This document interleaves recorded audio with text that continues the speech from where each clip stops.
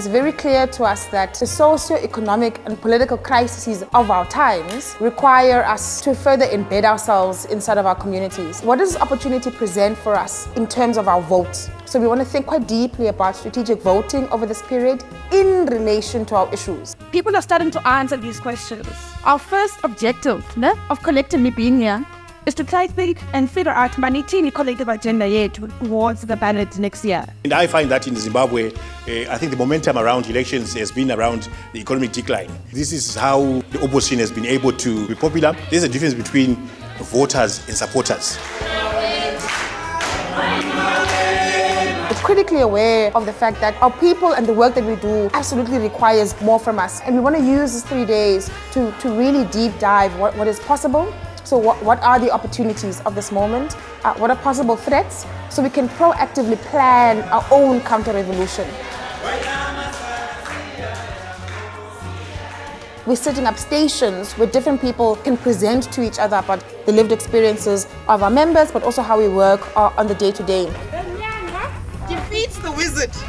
Feels to me very familiar, the idea of civil society discussing how to go about when an important election cycle comes. But we asked ourselves, okay, why do we lose? As civil society, to build the capacity to jump into elections when necessary, we cannot leave politics to the politicians. The capitalist system is not tending to the expectations. It is not pursuing the socio-economic interest. If the motive is that you are voting for change, then of course we will question their motive.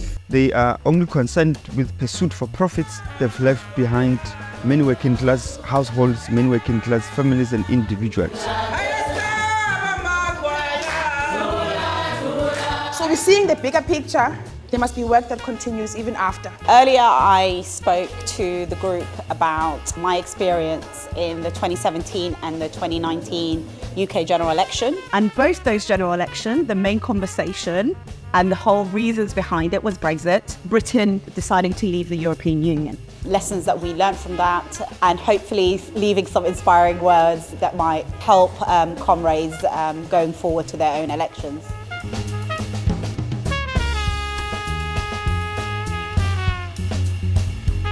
As young people, we bring things onto the table, we discuss, but we never implement them. Who's the new kid that we're talking about? We're gonna go out here still not knowing who to vote for. How do we articulate a common minimum platform informed by shared principles, by shared values, by shared demands and objectives? When we are voting, it should be informed. Are these people accountable? Do they represent the marginalized? Are they ethical? What do we mean when we say political alternative instrument/vehicle? You need a collective voice to put pressure and actually stop working in silos, have a collective vision of something and build that alternative. We need to include people living with disabilities. Education, it will be forever on our agendas. So there's a lot of that unpacking and reworking that we need to do. We need to vote. In spite of all the challenges about elections and the pitfalls of democracy. We started our time together by setting sort of some grounding principles of how we intend to build community together. Solidarity and working together is something that is really, really important and very beautiful thing. Whatever's going to come out of here, I think it's going to be an amazing period for South Africans. Also definitely does something to instill a sense of hope in the work that we do.